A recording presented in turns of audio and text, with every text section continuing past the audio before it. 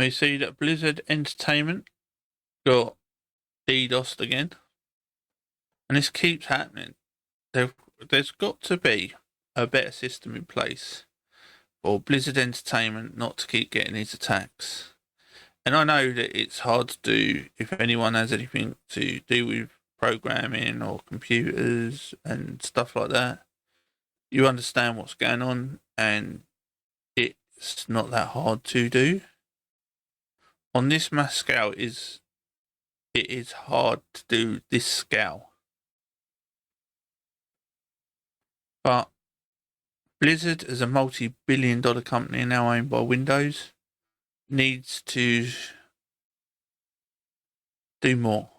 Do more for its player base and do more for the people that have been loyal over 20 years. And some of us do play games. I play games. I love World of Warcraft. I haven't played in a little while. I play other games. I don't play them online anymore. I might go back to it.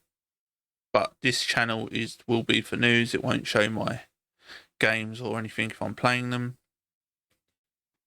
But yeah, I think the company for a start needs to do more, and I think that would probably change a lot of the attacks on them. People just feel like they're ripping them off lately.